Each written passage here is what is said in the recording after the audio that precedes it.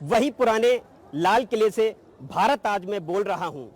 बदले रंग इस आजादी के आज यहां मैं देख रहा हूं। इस लहराते तिरंगे की बड़ी अजीब सी कहानी है। देशभक्त सा जुनून है इसमें, यही सुनाने आया हूं। सौगंध मुझे इस मिट्टी की, मैं देश नहीं मिटने दूंगा। मैं देश नहीं रुकने दूंगा। मैं देश नहीं झुकने दूंगा।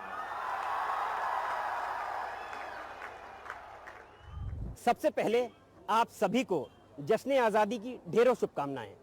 आज ही वो दिन है जब आज़ादी की नई भोर पूरब से मुस्कुराई थी। दमक उठा था धरती का हर कण कण और हर मन में खुशियां छाई थीं।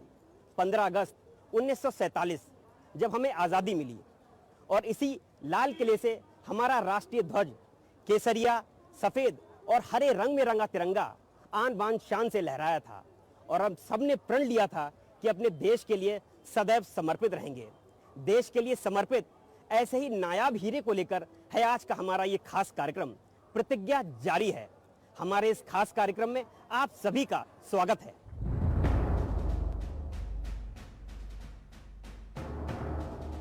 नरेंद्र मोदी की ख्याति आज जग जाहिर है।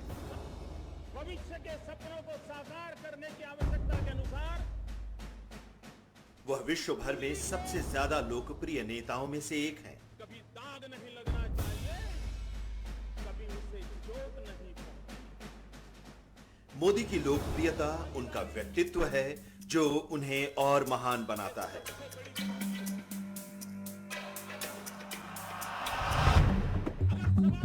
शक्तिशाली देश के व्यक्ति भी आज नरेंद्र मोदी से जीवन जीने की शैली सीखना चाहते हैं।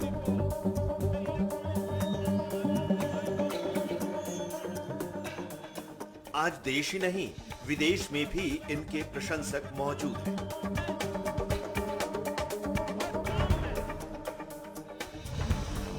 न हम झुककर बात करते हैं और न हम गर्दन ऊंची कर। हम वो हैं जो बात करते हैं आंखों में आंखें डालकर।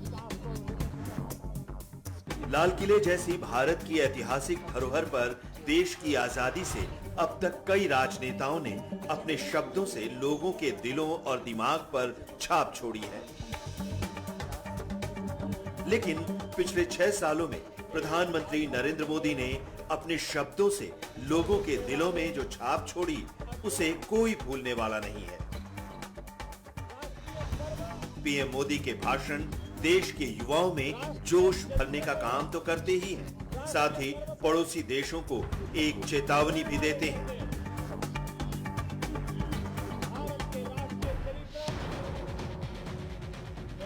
पीएम मोदी की अपनी भाषणों को लेकर खासी लोकप्रियता है, लेकिन आज हम उनके केवल उन भाषणों के बारे में बात करेंगे जो उन्होंने लाल किले के प्राचीर से दिए, जिसमें उन्होंने जो देश के लिए ठाना उसे पूरा कर दिखाया है। आज हमारे देश में कई ऐसे ऐतिहासिक फैसले लिए गए हैं जिनका जिक्र पहले पीएम नरेंद्र मोदी ने लाल किले के प्राचीर से किया, फिर उसे सच करने में अपना पूरा दमखम लगा दिया। आज हम कुछ ऐसे ही पीएम मोदी के ऐतिहासिक फैसलों का जिक्र करेंगे। तो चलिए इसके लिए आपको थोड़ा फ्लैशबैक में लिए चलते हैं। आजादी के जश्न का लाल किला एक बड़ा गवाह है, जिस पर 2014 से लेकर 2020 तक नरेंद्र मोदी 7 बार तिरंगा फहरा चुके हैं। और इन 7 बार तिरंगा फहराने के बाद नरेंद्र मोदी ने देश के हित के लिए भाषण दिए और इन भाषणों को उन्होंने सच करके दिखाया। 15 अगस्त 2014 को लाल किले के प्राचीर से पीएम नरेंद्र मोदी ने देशवासियों को संबोधित करते हुए कई महत्वपूर्ण घोषणाएं की। इनमें से एक बहुत महत्वपूर्ण घोषणा थी जिसके बारे में हम हिंदुस्तानी कभी सोच भी नहीं सकते थे, और वो था स्वच्छ भारत अभियान।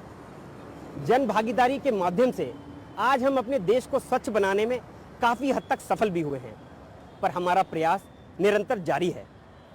गंदगी मुक्त भारत के इस अभियान की देश ही नहीं बल्कि विदेशों में भी बहुत तारीफ हुई है। डिजिटल इंडिया, जब मैं डिजिटल इंडिया कहता हूं तब ये बड़े लोगों की बात नहीं है, एक गरीब के लिए है। डिजिटल इंडिया की शुरुआत 1 जुलाई 2015 को की गई और मोदी का ये संकल्प आज हम सभी लोग पूरा कर रहे हैं।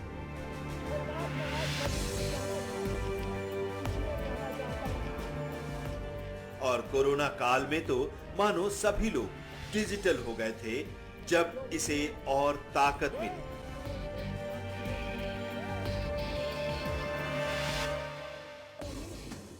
वहीं 2 अक्टूबर 2014 से स्वच्छ भारत मिशन लॉन्च करने की घोषणा को भी आरंभ करने की बात कही गई।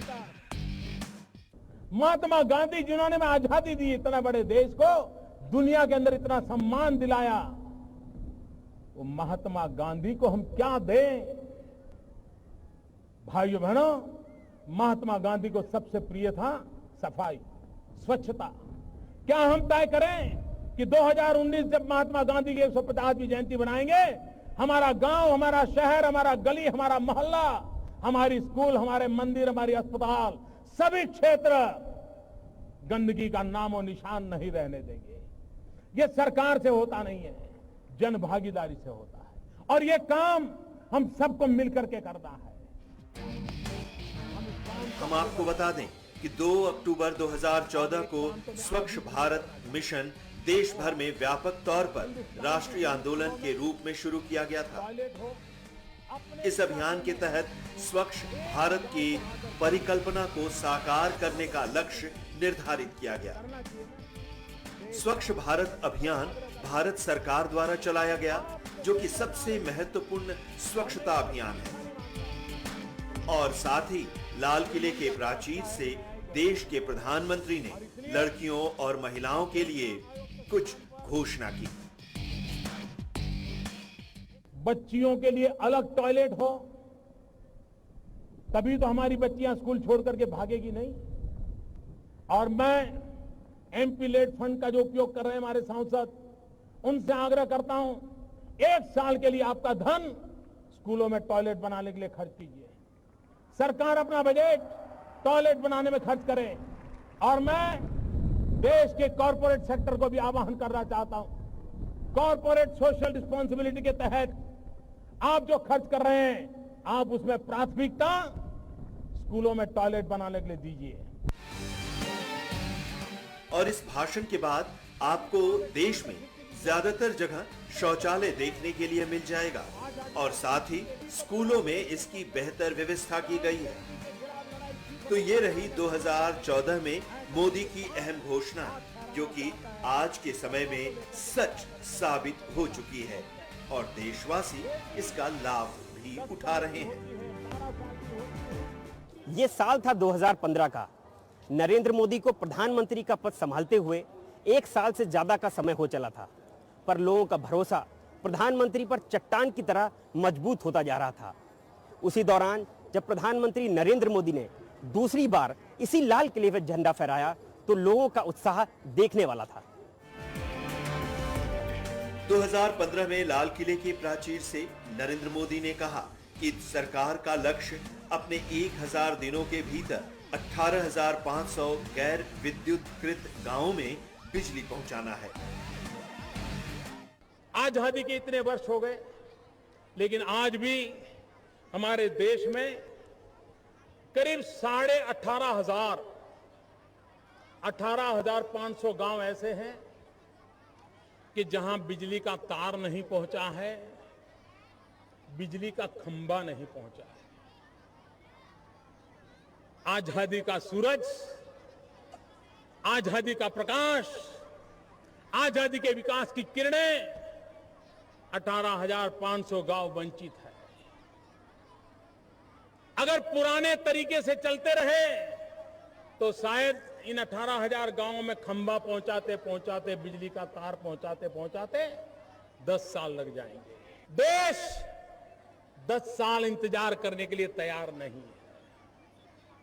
मैंने सरकार के मुलाजिमों की मीटिंग ली, मैंने उनको पूछा क्या करोगे, तो कोई कहता है साहब 2019 तक कर देंगे। कोई कहता है 2022 तक कर देंगे, बोले घने जंगलों में है, फलानी जगह पे है, पहाड़ों में है, बर्फीले प्रदेश में है, कैसे पहुंचे? 125 करोड़ देशवासियों की टीम इंडिया का संकल्प है इन 18,500 गांवों में 1000 दिन के अंदर बिजली का खंभा, बिजली का तार और बिजली पहुंचे, ये काम पूरा करके दिया जाए। मोदी का ये संकल्प करीब 2019 में पूरा हुआ।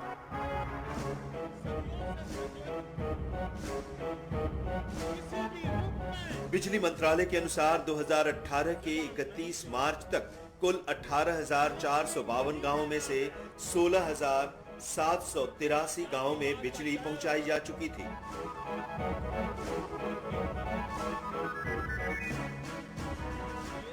वहीं 1,204 गांव ऐसे हैं जहां कोई भी नहीं रहता था, जबकि 32 गांवों को चारागाह के रूप में चिन्हित किया गया। हम गरीब से और गरीबी से मुक्ति की लड़ाई में 2018 मार्च के बाद केवल उन 18,500 गांवों में से 433 गांव ही बचे थे जहां बिजली पहुंचाई जानी थी। गरीबी से जंग करना चाहता साथ ही उद्यमिता को प्रोत्साहित करने के लिए स्टार्टअप इंडिया पहल की भी लाल किले के प्राचीर से घोषणा की गई। पूरे विश्व की तुलना में हमें आगे बढ़ना है तो हमारे युवकों को हमें प्रोत्साहित करना होगा, उनको अवसर देना होगा। हमारे युवक नए उद्योगकार कैसे बने, हमारे युवक नए उत्पादक कैसे बने, पूरे देश में इन नए उद्यमियों के द्वारा एक स्टार्टअप का पूरा नेटवर्क कैसे खड़ा हो। हिंदुस्तान का कोई जिला, हिंदुस्तान का कोई ब्लॉक ऐसा ना हो कि आने वाले दिनों में नए स्टार्टअप शुरू न हुए हो। क्या भारत ये सपना नहीं देख सकता कि हम दुनिया में स्टार्टअप की दुनिया में भारत नंबर 1 पर पहुंचेगा? आज हम नहीं है। भाइयों बहनों, इस स्टार्टअप को मुझे बढ़ देना और इसलिए मेरा संकल्प है आने वाले दिनों में स्टार्टअप इंडिया और देश के भविष्य के लिए स्टैंड अप इंडिया। इस भाषण के बाद जनवरी 2016 में देश के प्रधानमंत्री नरेंद्र मोदी ने देश को एक मजबूत इनोवेशन और स्टार्टअप समाज को बढ़ावा देने के लिए स्टार्टअप इंडिया पहल को लॉन्च किया।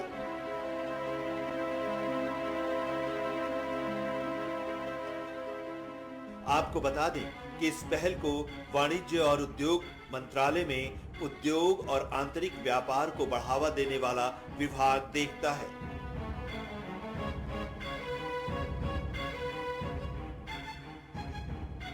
स्टार्टअप इंडिया पहल ने 4 जून 2021 तक 50,000 स्टार्टअप को मान्यता दी है, जिससे देश में 5.5 लाख रोजगार बढ़े हैं और सी और डी श्रेणी की सरकारी नौकरियों के लिए भर्ती में साक्षात्कार खत्म करने की भी घोषणा की गई।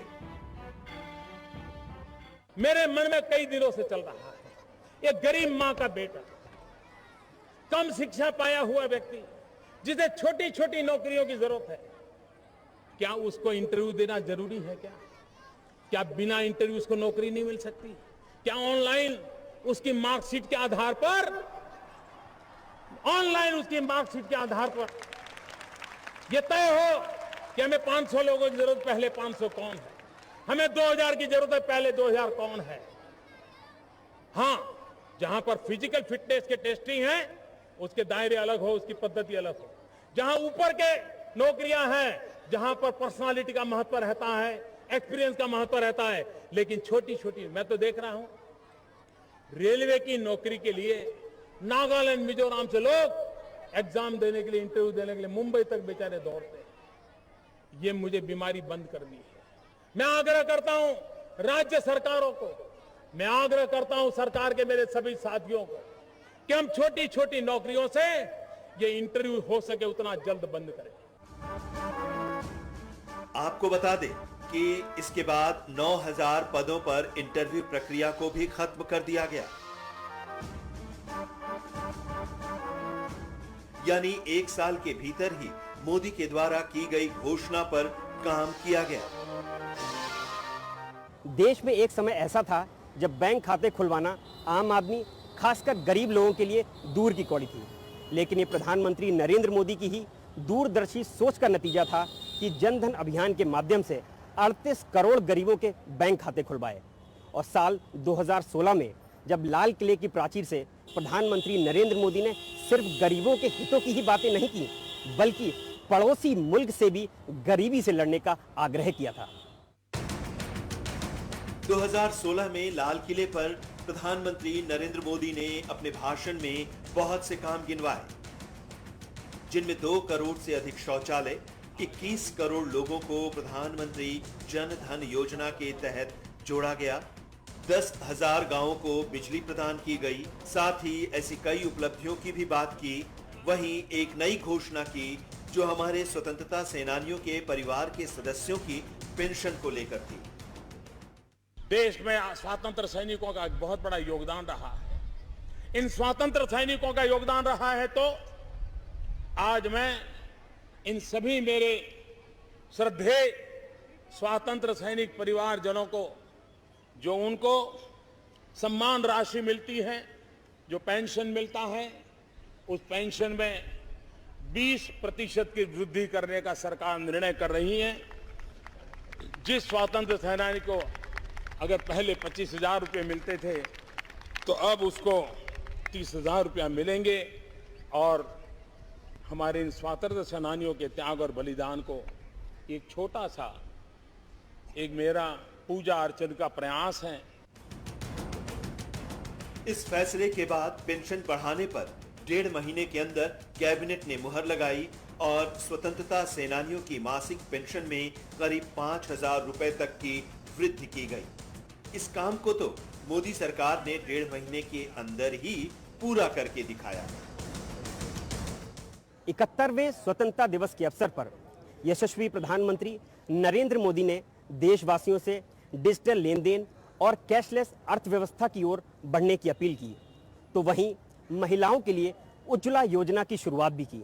और ये उज्ज्वला योजना की ही शुरुआत का नतीजा है कि आज देश के घर घर में एलपीजी गैस पहुंच चुकी है। 2017 में नरेंद्र मोदी ने देश को लाल किले से संबोधित किया। उस वक्त उन्होंने जम्मू कश्मीर का मुद्दा उठाया था, जिसमें उन्होंने कहा कि कश्मीर मुद्दे का हल न तो गाली से और न ही गोली से निकलेगा। सभी कश्मीरियों को गले लगाने से ही इसका हल निकाला जाएगा। जम्मू कश्मीर का विकास, जम्मू कश्मीर की उन्नति, जम्मू कश्मीर के सामान्य नागरिक के सपनों को पूरा करने का प्रयास, ये जम्मू कश्मीर सरकार के साथ साथ हम देशवासियों का भी संकल्प है। फिर से एक बार इस स्वर्ग को हम अनुभव करें, उस स्थिति में लाने के लिए हम प्रतिबद्ध हैं, हम कटिबद्ध हैं। और इसलिए मैं कहना चाहता हूं, कश्मीर के अंदर जो कुछ भी होता है, बयानबाजी भी बहुत होती है, आक्षेप भी बहुत होते हैं, हर कोई एक दूसरे को गाली देने में लगा रहता है। लेकिन भाइयों बहनों, मैं साफ मानता हूं कि कश्मीर में जो कुछ भी घटनाएं घटती हैं, अलगाववादी, मुट्ठी भर अलगाववादी, ये अलगाववादी जिस प्रकार के नए नए पैंतरे रचते रहते हैं, लेकिन उस लड़ाई को जीतने के लिए मेरे दिमाग में विषय साफ है। न गाली से समस्या सुलझने वाली है, न गोली से समस्या सुलझने वाली है। समस्या सुलझेगी हर कश्मीरी को गले लगा करके सुलझने वाली है। और 125 करोड़ देशवासी यही परंपरा से पला बढ़ा है। अब हम जम्मू कश्मीर के हालात को देखें तो वहां बहुत कुछ बदला है। वहां आतंकियों से थोड़ी राहत मिली है, तो वहीं पत्थरबाजों से भी। और 2019 में जब अनुच्छेद 370 हटाया गया तो वहां की तो किस्मत ही बदल गई। साथ ही 3 तलाक पर भी इस दौरान बात की। पूरे देश में 3 तलाक के खिलाफ एक माहौल निर्माण हुआ। इस आंदोलन को चलाने वाली उस मेरी बहनों को जो 3 तलाक के खिलाफ लड़ाई लड़ रही है, मैं हृदय से उनका अभिनंदन करता हूं और मुझे विश्वास है कि माताओं बहनों को अधिकार दिलाने में उनकी इस लड़त में हिंदुस्तान उनकी पूरी मदद करेगा।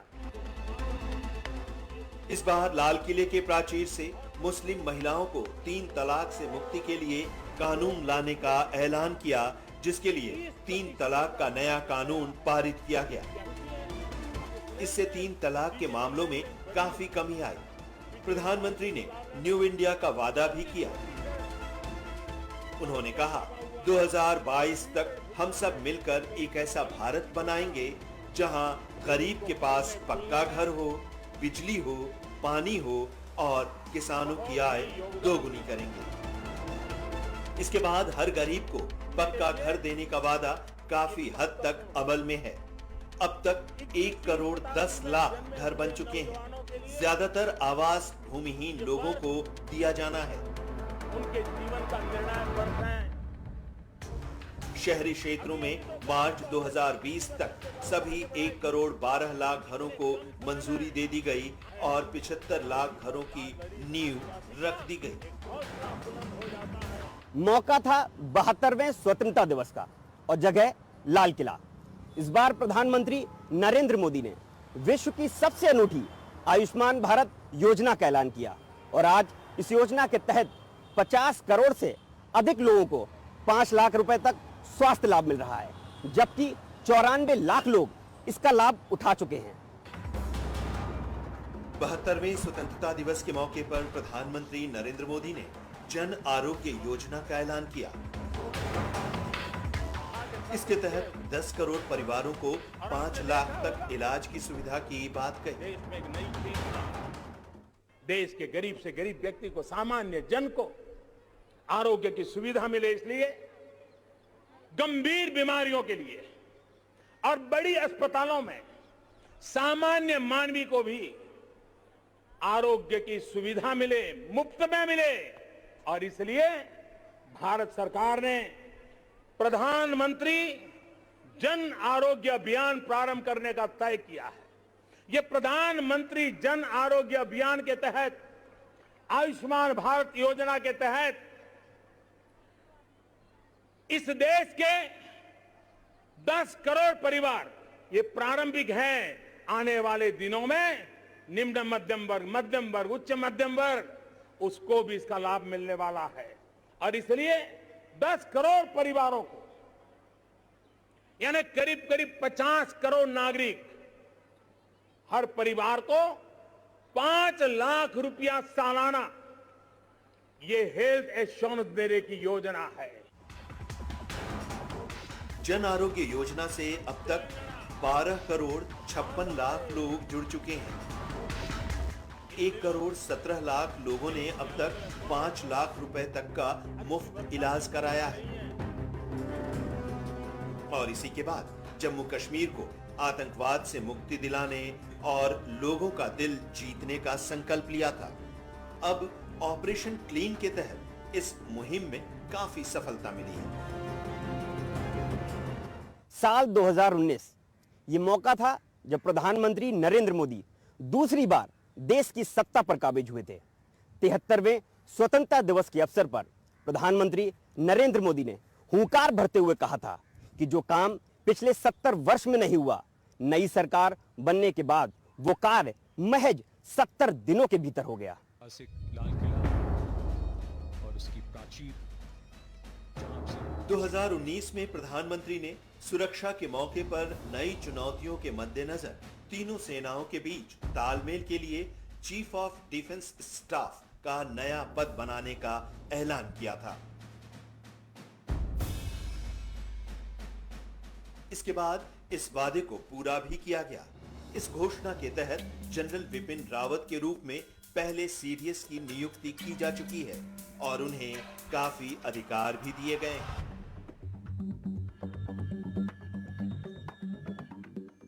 हमने अपना 74वां जश्न आजादी कोरोना संकट के बीच मनाया, जब हर कोई सैनिटाइजर, मास्क और सोशल डिस्टेंसिंग की बात कर रहा था। इस संकट की घड़ी में प्रधानमंत्री नरेंद्र मोदी ने देशवासियों को यकीन दिलाया कि भारत जल्द कोरोना वैक्सीन विकसित कर लेगा और इसकी बानगी आप सभी लोगों के सामने है।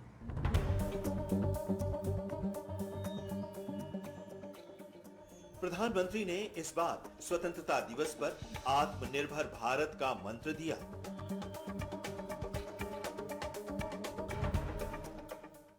भारत युवा शक्ति से भरा हुआ देश, आत्मनिर्भर भारत की पहली शर्त होती है आत्मविश्वास से भरा हुआ भारत। उसकी यही नींव होती है और यही विकास को नई गति, नई ऊर्जा देने का सामर्थ्य रहती है। कोरोना काल की बात करें तो इस दौर में आत्मनिर्भर भारत को बल मिला है। मोदी सरकार ने इस दौरान अपने कई दृढ़ फैसले भी गिनवाए। साथ ही शिक्षा नीति से लेकर देश की स्वास्थ्य सेवाओं तक की बात की गई। 15 अगस्त 2021 जिसको हम आजादी के अमृत महोत्सव के रूप में मना रहे हैं। 75वें स्वतंत्रता दिवस के अवसर पर प्रधानमंत्री नरेंद्र मोदी ने जब देशवासियों को संबोधित करना शुरू किया तो योजनाओं की झड़ी लगा दी, जिसका नतीजा कुछ ही दिनों में हमें धरातल पर भी देखने को मिलेगा। आज पूरा देश आजादी की 75वीं वर्षगांठ मना रहा है। इस 75वें सालगिरह को सरकार आजादी के अमृत महोत्सव के रूप में मना रही है। पूरा देश देशभक्ति के जज्बे से लबरेज है। प्रधानमंत्री नरेंद्र मोदी ने लगातार 8वीं बार लाल किले की प्राचीर पर तिरंगा फहराया। ध्वजारोहण के तुरंत बाद भारतीय वायुसेना के 2 MI-17 हेलीकॉप्टर अमृत फॉर्मेशन में फूलों की बौछार की। ऐसा पहली बार हुआ। प्रधानमंत्री नरेंद्र मोदी ने लाल किले की प्राचीर से दिए अपने भाषण में दुनिया की वर्तमान चुनौतियों के बीच मजबूत होते भारत की बात रखी।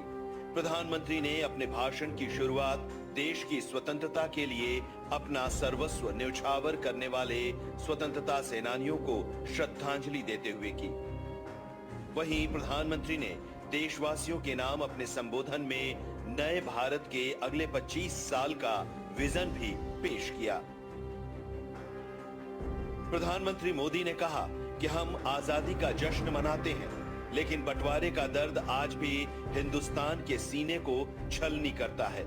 यह पिछली शताब्दी की सबसे बड़ी त्रासदी में से एक है। देश ने भावुक निर्णय लिया है। अब से 14 अगस्त को विभाजन विभीषिका स्मृति दिवस के रूप में याद किया जाएगा। इस दौरान प्रधानमंत्री मोदी ने एक बार फिर से कोरोना वैक्सीन के लिए दूसरे देशों पर निर्भर न रहने को उपलब्धि बताया। पीएम ने यह भी कहा कि छोटा किसान बने देश की शान। ये हमारा सपना है। आने वाले वर्षों में हमें देश के छोटे किसानों की सामूहिक शक्ति को और बढ़ाना होगा। उन्हें नई सुविधाएं देनी होंगी। लाल किले से प्रधानमंत्री मोदी ने नया मंत्र दिया। उन्होंने सबका साथ, सबका विकास और सबका विश्वास में अब सबका प्रयास शब्द भी जोड़ दिया है। 75वीं वर्षगांठ पर प्रधानमंत्री मोदी ने कहा कि यहां से शुरू होकर अगले 25 वर्षों की यात्रा तय कर हम आजादी की शताब्दी मनाएंगे।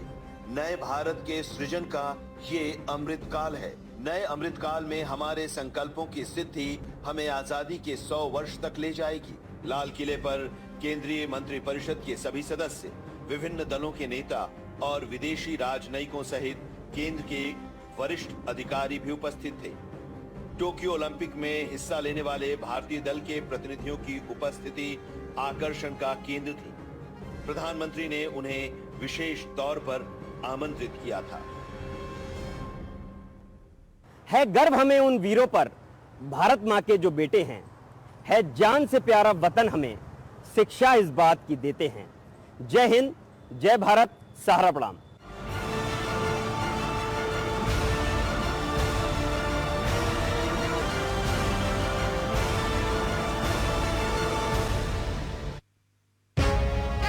क्या शर्मा रहा है? रात हाथ खुजली है। डॉक्टर राशिद चौधरी, जिला कांग्रेस कमेटी का जिला गंगा माई